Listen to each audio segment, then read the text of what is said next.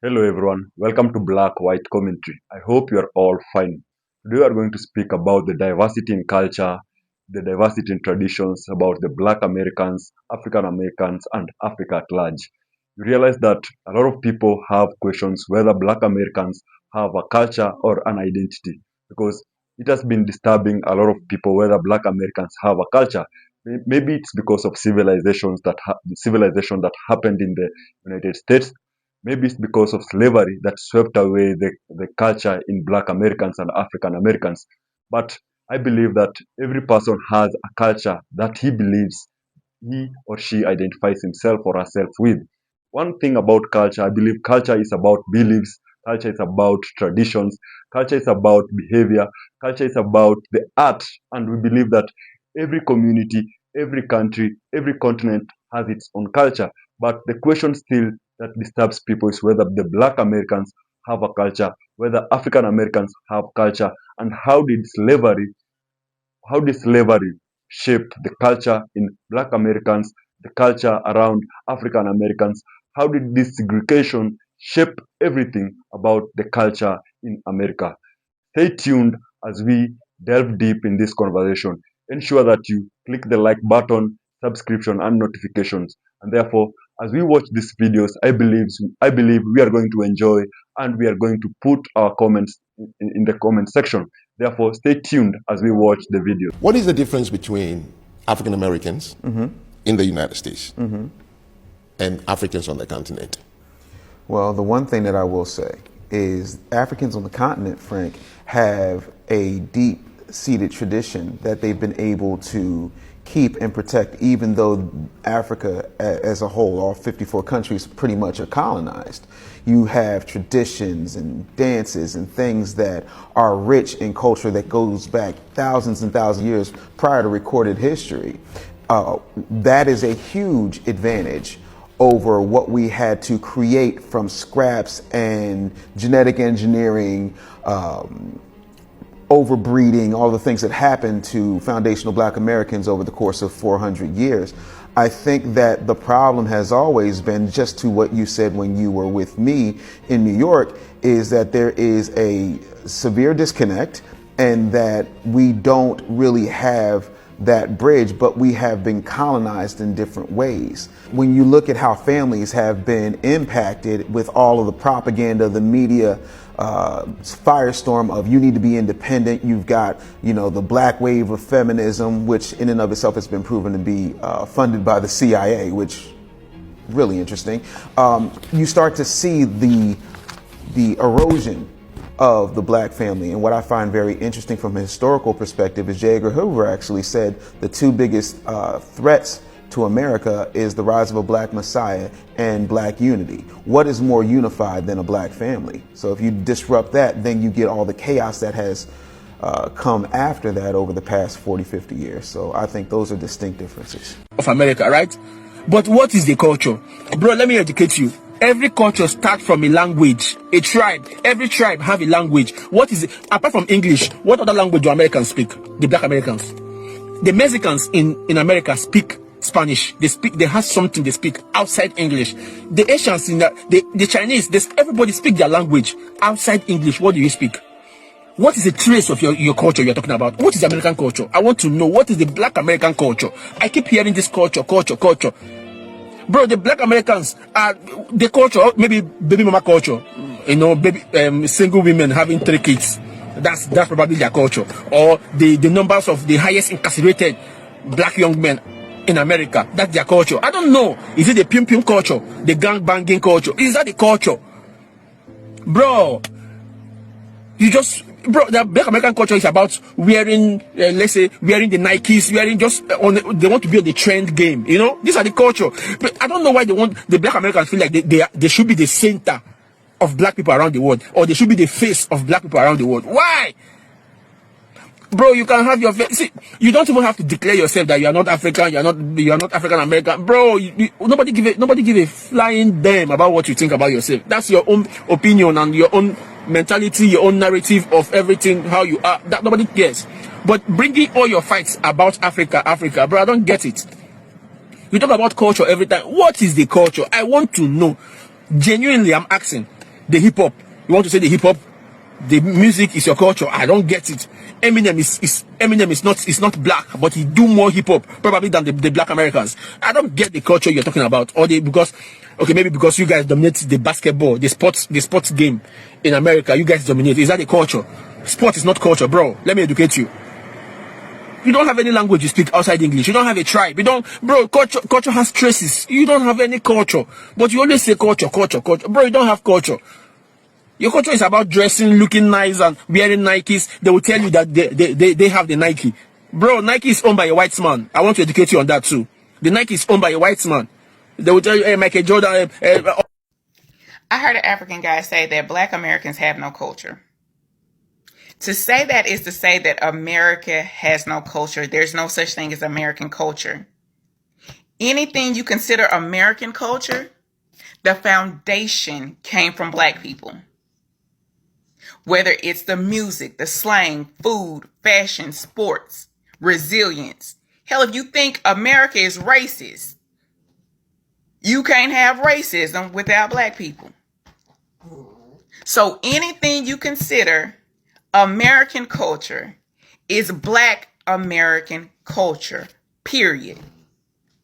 Think I'm lying? Imagine America without the influence of Black Americans.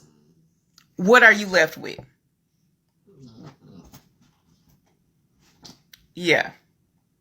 Hell, imagine TikTok without the influence of Black Americans. Yeah. American culture is Black American culture. Period. And I stand on it. So there's a conversation that keeps popping up online, and it always sounds the same. Africans come to America, get degrees, become doctors, engineers, and lawyers. They build businesses. They buy homes. They hustle. And then somebody says, why can't African Americans do the same thing? You all have been here all this time. You've had grants, loans, scholarships, opportunities. What are you doing? And then the other side fires back and says, hold on. Immigrants get opportunities we don't get. The system treats them differently. And just like that, we're in a fight. But before we pick sides, let's slow this down a bit, because there are facts here, and then there are some assumptions as well. So, first fact, many African immigrants in the United States are highly educated. Nigerians, Ghanaians, Kenyans. Consensus data shows some of the highest degree attainment rates in the country. That's real. But what doesn't quite get said out loud, immigration, at least to the US, is very selective. You don't randomly show up in America on a student visa or a skilled worker visa. You qualify. You're vetted. You often already have an education, English proficiency,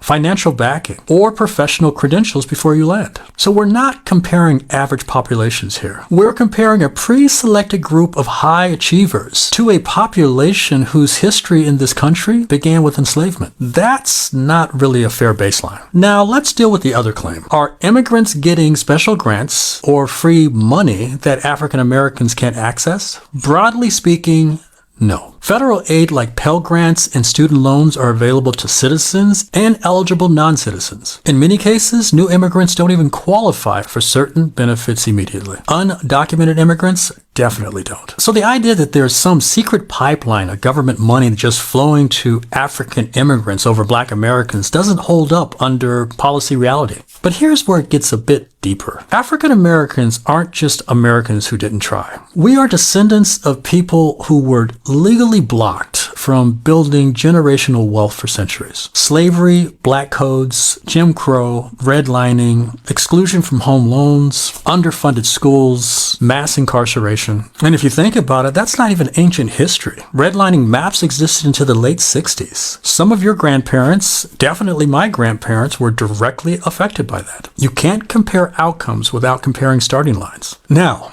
here is the uncomfortable truth on the other side. Some African immigrant communities place extreme emphasis on professional careers. Doctor, engineer, lawyer, nurse. Failure is not an option. The cultural pressures produce results. But culture doesn't form in a vacuum. African Americans were historically pushed into labor pipelines, not professional pipelines. When you're locked out of universities for generations, your economic patterns evolve differently. That's not laziness. That's structural shaping. And then there's the psychological layer that nobody wants to talk about. Many African immigrants arrive with intact cultural identity. They know their tribe, their language, their lineage. African Americans had that violently stripped away. That identity disruption truly matters. Confidence, community cohesion, social networks, those things compound over time. Now here's the part that truly bothers me personally. Once you're in America, the police officer doesn't ask if you're from Ghana or Chicago before making assumptions. The broader society doesn't distinguish as much as we do. So while we're arguing about who works harder, we're both navigating the same racial perception system. And if you ask me, that's where the real questions live. Why are we even fighting each other over who deserves more credit? Instead of asking why two groups with shared ancestry were shaped so differently by history and policy. Because here's what I see. Immigration selection bias plus American racial history equals a comparison that was never built to be fair in the first place. And when that comparison gets weaponized, it becomes a political tool. One group made it, so systemic racism must not be true. That argument sounds clean, but it ignores centuries of accumulated disadvantage. At the same time, we also can't ignore agency, discipline, education, cultural expectations. Those matter too. This isn't about making excuses. It's about understanding context. So if I can get back to my original point, if Africans succeed in America, that's something to be celebrated. If African Americans succeed despite centuries of systemic barriers, that is something to respect by all. But turning this into a competition, that's just a distraction. The real conversation isn't who works harder. It's what systems shaped each other differently. And what do we do about it now? Because if we normalize comparing outcomes without comparing history, we keep arguing in this vicious cycle. And the structure that shaped both experiences will stay untouched. I need someone to explain to me what's so hard about understanding that Black Americans have over 400 years of history and culture. What is so difficult in conceptualizing that? We was literally the backbone of and built a new country by force. Like, America would not be what it was and what it is today without Black Americans. 400 years of history, of culture, of families, of generations. What makes you think we're lost at all and don't have any connection to any roots? Right? And like, let's not talk about like lineages to Africa for a second, because we could talk about that all day long. We could never know where our people were from in Africa, and we would still have roots. I don't know why that's so difficult to conceptualize. And actually, you know what? There's always so much talk about Black Americans needing to be proud and have pride in our origins in Africa. And I agree with y'all. I've been to the continent, one country, Senegal, and I felt so much pride and connection there. And I agree so much, I have so much connection that the rest of y'all should have pride in Black Americans too. Where's your pride in Black Americans as not being Black Americans? Our ancestors was your ancestors' cousins. They were family, baby, and they brought and cultivated an entire culture while surviving bondage, a thriving culture, mind you. A culture that we love, talking about having a lot of origins in Africa. Okay, so if we're so connected, right? Have pride in the culture that we built here. Have pride in the culture that literally is the backbone of an entire country. Not just America, but the entire Western Hemisphere due to forced labor. They still brought culture that thrived in North America, and the Caribbean, and Latin America, and South America. Have pride in us the same way that we should have pride in our origins elsewhere, okay? We're not lost. We have roots. We have culture. We have history. African Americans in this country are the only groups, they have no culture. It depends on who you meet, where you meet them. Name two taboos in the African American cultural system. To say that Black Americans have no culture boldly is to admit publicly that you're unqualified to continue your conversation. You did not answer the question. So you started by showing a random video of Africans dressed in hip-hop-like, saying that they were emulating Black American culture. First of all, hip-hop is a culture of its own, okay? And these kids are not emulating Black American culture. They are emulating their favorite rappers or whatever. Everybody does that in every single music genre. Fans emulate their artists. Then you talked about twerking, saying that twerking came from Africa. That is true, okay? The art of shaking your behind as a dance came from Africa. But you will never see African women randomly twerking in the streets. The only time you will see these women shake their behind is when they're having a ceremony that requires them to shake their behind. And that's how the art of shaking your behind becomes cultural. Because it's not just shaking your behind on its own, it's shaking your behind while traditional music is playing, while you are dressed traditionally, and while you are having a traditional ceremony. The whole thing is cultural. The art of shaking your behind itself is just an African dance. One thing I thought was actually hilarious is when you talked about soul food, saying that soul food is a mix of European, African, and Native American food that is unique to Black Americans. That is funny. How can you say that something is unique when it is a mix of other people's culture? Does every single family of Black Americans eat soul food? Now, if I'm in Congo and I'm going to someone's house, I know I'm going to eat Congolese food. No matter the house I'm going to, I know I'm going to eat Congolese food. I'm not going to eat pizza. I'm not going to eat tacos. I'm going to eat Congolese food. That is cultural. I don't have to call them and ask them, y'all, can you make some Congolese food? No, I don't have to, because every single Congolese household eats Congolese food. That is cultural. You guys confuse creations and inventions with culture.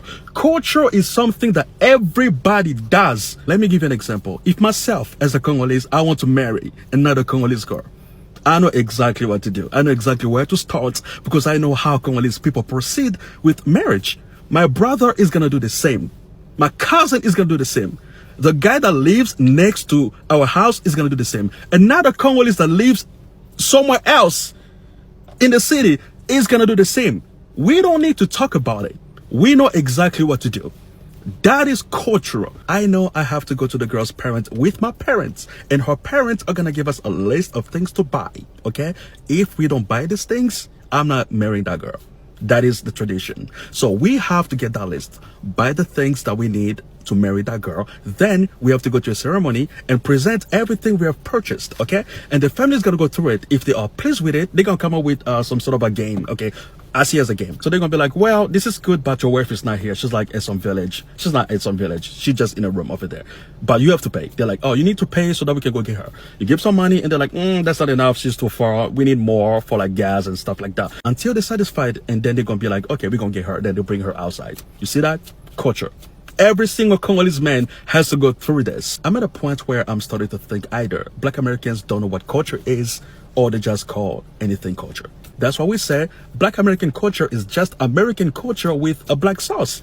But the problem is Black Americans don't want to share the same podium with their white compatriots. That's why you feel the need to create a black culture. At the end of the day, it's just American culture with a black sauce on it. Black American culture is too underrepresented in the city. And like Caribbean people always say Black Americans don't have culture. But in reality, y'all just are not aware of Black American culture. Like there's so much regional Black American culture throughout this country that y'all don't know. Because in New York, the only Black American culture that is represented is mainstream Black American culture. Like the most popular of the popularist rap songs. It's never like all of the different, like where's the West Coast rap? Why y'all not playing no Plies? Where's the T-Pain? Like it's so much Black American culture and Southern rap that just don't get no airplay in this city because it's just Caribbean culture. Black American culture is the foundation and primary culture in New York City. Music, the style, the lingo, and the way of life is all created by Black Americans, and it has done so over the past 6 decades. New York City has always been a city of migration. It has always been a place where immigrants have come to. And during the Great Migration, which lasted from 1910 to 1970, over 6 million Black Americans moved from the South to the northern cities and the Midwest cities. New York obviously being one of those places. Out of that, we got several different arts movements, educational movements, cultural movements that were spearheaded by Black Americans. Black American culture has been supremely prevalent and currently still is supremely prevalent in the everyday New York City culture.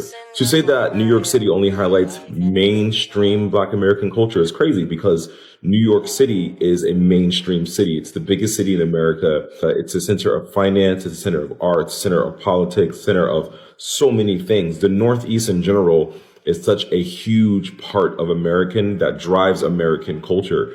So therefore, everything Black that comes out of New York City will therefore be mainstream. You cannot be mad that Southern rap is not played in New York or West Coast rap is not played in New York, because it simply is not part of New York City culture to indulge in those things. We're the city that invented rap. You can't be mad that we don't want to play rap from other areas. So the argument is kind of crazy, especially if you're from Brooklyn and you're saying that every single function you go to, you're playing Caribbean music, that means you're going to a function with a Caribbean promoter, a Caribbean establishment, or it's just not a Black American party. In addition, most Black people who grow up in New York City live juxtaposed to Haitians, Jamaicans, Trinidadians, Puerto Ricans, and a slew of other places that we're just used to. But when people migrate to America, they assimilate to us, not the other way around. You can hear Caribbean music in a party, but what are they dressing like? What are they talking like? What's their lingo? What do they do in their everyday lives? They mimic Black Americans because Black Americans are the foundation of that city.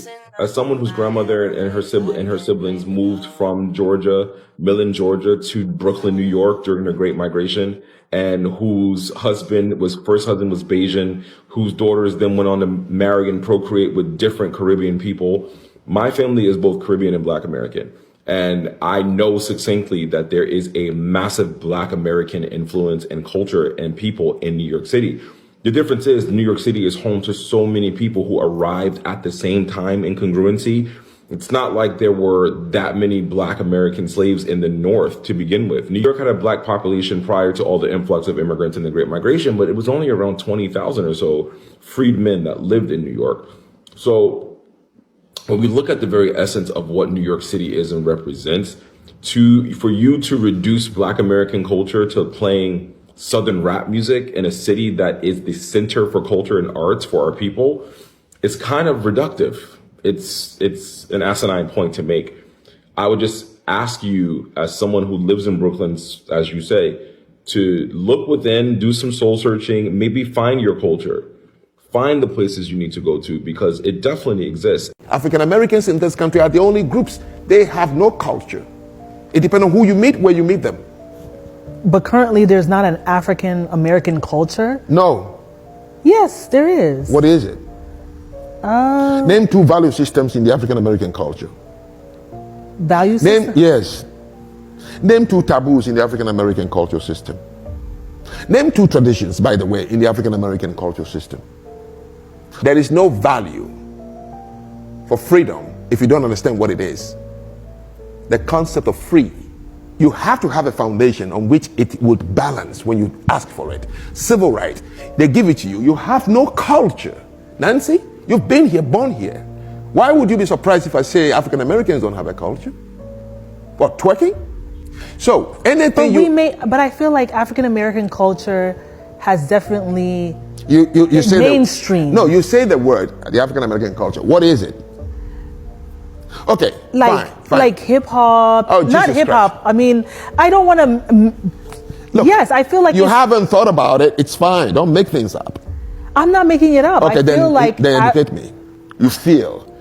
You should know. You were born and raised here. Yes, but I have a Haitian. Are you African American? I'm Haitian American. That's correct. Do you see why you were being specific with that? Because anybody who encounters you already knows you before. If they know you are Haitian, at least two things comes to their mind. What is that? If they've been to Haiti, they can look at work ethics and they say, yes, Haitians, I know them. Service industry, they know where they do well. Food, they can say yes. And even language, Creole. Right. And they can say, oh, I love Haitians. Mm-hmm. Because they saw the culture in abstract before they encountered you. Mm-hmm. So people go over the bridge of your culture, your tradition, your customs, and that helps them to know how to address it. Exactly. I'm saying to you, any people who ask for these things, which are abstract, freedom, for example, independence, for example, and civil rights, for example, voting rights, for example, you must have a foundation on which these things are going to balance. Because the people there have to uniformly agree with consensus. This is our way of life. The do's and the don'ts involved in our culture. Even if you have to create an artificial culture. Is that why the civil rights movement is considered dead? It's dead and useless. They got it, but they could not balance it on any foundation. I don't know if you can think of a people who were more held back, more deprived, more sabotaged than African Americans. You took everything away from them and took them away from everything. They started in your country at less than zero, literally regarded and treated as subhuman, not allowed to learn to read or write or anything for hundreds of years. But you see, they come from a people of accomplishment to one degree or another, not a people of piracy and theft and appropriation. They come from a people who created and built and developed in their own land. And even though you did everything that you could possibly do to suppress them, to hold them down, to hold them back, and you're still doing that until today, nevertheless, I don't think anyone can dispute the fact that African Americans have become a global cultural superpower. Culturally, they're a superpower. Whatever cultural soft power that America has in the global South, it's African American. Welcome back. I hope those videos were insightful and also very detailed and knowledgeable. But we realize that we have people with different perspectives when it comes to Black American culture and African culture or African American culture. So, from the videos, I've realized that in African American culture, it refers to specifically to descendants of enslaved Africans in the United States with a shared historical experience rooted in slavery and segregation. When it comes to Black American culture, broader term that includes all Black people in the United States, that is African American, Caribbean Americans, recent African immigrants, and Afro Latinos, and etc. We realize that during the transatlantic trade, it shaped everything. Here is where the black culture or the black religion came in, because tradition also has a lot of tradition has got a lot of things to do with religion. In the During the transatlantic trade, you realize that people came from different communities, especially from Africa, and therefore most African Americans are from different communities with different tribes, different language, and therefore they did not speak the same language. Therefore, they had to speak one language, which is English, maybe Spain, maybe uh, Portuguese, and therefore it shaped everything, and therefore the segregation shaped everything. When it comes to historical foundation, it is deep in African American culture. It is deeply shaped by slavery and transatlantic slave trade and systems like Jim Crow laws. The laws shaped everything. You realize that a lot of African Americans were not allowed to speak their language. Therefore, this shaped everything, and therefore they could not speak their language which is from Africa. Therefore, they had to speak the common language, which is English from the United States of America. In Black American culture, it includes the African American experience, but also incorporates diverse migration histories and global Black identities. The Black identities. When it comes to cultural roots, in African American culture, it developed over centuries within the United States, blending African traditions with American influences. When it comes to Black American culture, it draws from multiple global Black cultures, that is Nigeria, Jamaica, and also Haitian. You realize that African culture was shaped, also Black American culture was shaped, but there's something that I've found out that when it comes to Africa, most African Americans cannot identify themselves without speaking about the community. It's about the community, but Black Americans, it's about a personal identity. You realize that in Africa, or most African American, when they come back at home, is that they have to identify themselves with the community, because we have tribes in Africa, and these tribes have different languages. Like when you go to Kenya, we have Kikuyus. When you go in Kenya, we also have Luyas. Therefore, an individual has to identify himself or herself using a community. But in Black Americans in America, they have to identify themselves as an individual. Therefore, they have it's about they are able to identify their culture by an individual because they come from different areas. But Africa, they have a community. It is diverse, a community, different communities. Therefore, you have to identify your culture using a community. When it comes to issues around language and expression, in African Americans, they have strong presence of African American vernacular English, distinct storytelling, music, and oral traditions. When it comes to African American to Black Americans, they have linguistically and culturally diverse depending on background. It may include accent, languages, and hybrid identities. When it comes to identity of an African American, often it is often tied to lineage and shared struggle for civil rights in the US. During transatlantic trade, a lot of civil rights movements came up, and therefore you realize that it's often tied to lineage and shared struggle for civil rights in the United States. While Black Americans, more fluid and inclusive, identify the identity might be identified by more fluid and inclusive. Identity may be shaped by nationality, immigration, and diaspora connection. Therefore, they identify themselves with nationality. Let's say, for example, when you go to to countries like Haiti or countries like Korea, they identify themselves with a culture that is Korean culture. But when you come to an African American, they identify themselves with a community culture, not a country's culture. Therefore, because a country has different cultures, because we have maybe in Kenya we have Luyas, Kikuyus, Kambas. Therefore, they identify themselves with a community culture, but not a Kenyan culture, because we do not have something called Kenyan culture. We have Luya culture, we have Kikuyu culture. When you go to West Africa, we have the Yoruba culture, but not Nigerian culture, not Senegal culture, but community culture. But most Black Americans, you realize that they identify themselves with a national culture.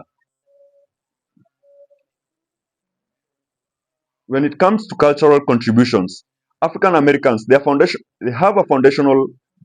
There is something about foundational shaping in the United States, that is culture and music, that is jazz, hip hop, fashion, civil rights movements, e.g., the civil rights movements.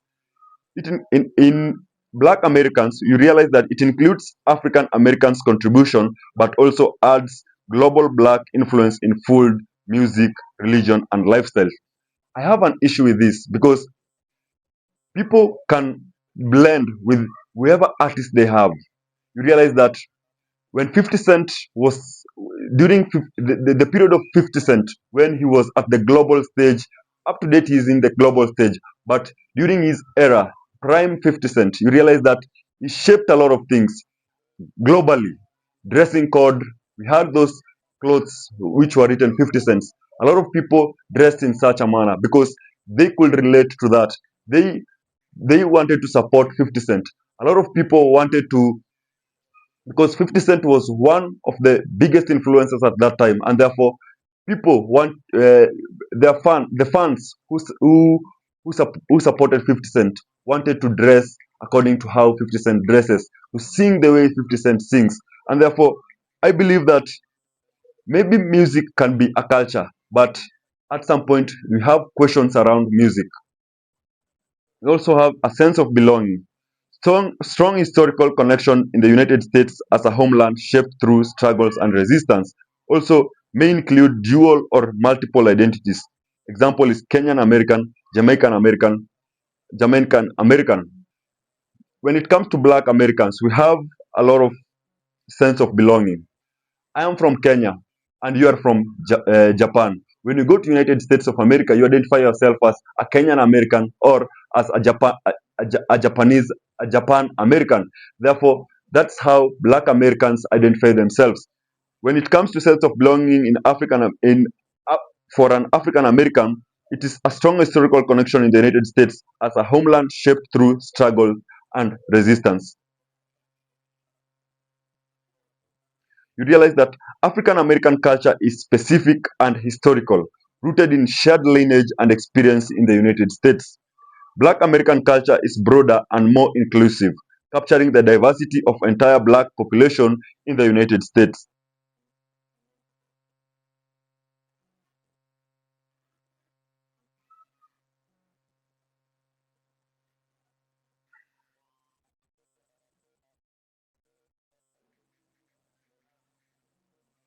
So, when we speak about the African American culture and Black American culture, I believe we need to speak about the African culture perspective and American cultural perspective, because most African Americans are very specific when it comes to culture. But American culture sometimes seems to be very broad, and therefore when it comes to African culture, I realize that when it comes to identity, African culture has a collective identity. I am because we are, meaning that it is communal. When you identify your culture, it has to come from a certain community. When it comes to American culture, it's an individual identity, self definition. It's about self definition. When you come to countries like Kenya, you realize that in Kenya, as I said before, for we have different tribes, like 47 tribes in Kenya, and therefore these are different community. When identifying your culture, you have to identify your culture from a community perspective, not as an individual. When you go to America, it's about self definition. It is central because it's about the maybe Kenyan culture in the United States, the family structure. When you come to Africa, most African Americans or those people who identify themselves as Africans, they have an extended family. It's about an extended family. Aunties, uncles, grandmothers, they play a pivotal role. But when it comes to American culture is all about the nuclear family. It's about me and my children, me, my wife, and my children. That's about the nuclear family in the American culture. African culture, when it comes to matters community role, you realize that there is a strong communal responsibility, shared upbringing of children. When you go to Africa, a neighbor can cane you because of things like discipline. But when it comes to American culture, there is a perspective around emphasis on personal responsibility and independence. It's about personal responsibility and independence, not like in Africa. And that's why you realize that most African Americans, they believe in something around strong communal responsibilities. In Africa, you realize that there is highly respected, they are highly respected, seen as custodians of wisdom and traditions. Those are elders. They are highly respected and seen as custodians of traditions. And therefore, you need to have an identity when it comes to Africa. You need to go to rural areas where we have elders. When you grow up, you need to go back to your roots to understand about your culture, to understand how do we respect the elders, because they are the custodians of the history and also the culture at large. But American culture's perspective is all about respect exists but less authority. Youth independence emphasized. There's no authority, but you realize that there is respect. Respect exists but less authority is there, not as compared to Africa where authority is the elders have the authorities. But maybe with time things are changing because the Gen Zs are trying to shape everything. It's not about the authority, it's about the respect that someone deserves or has to earn to be given this respect.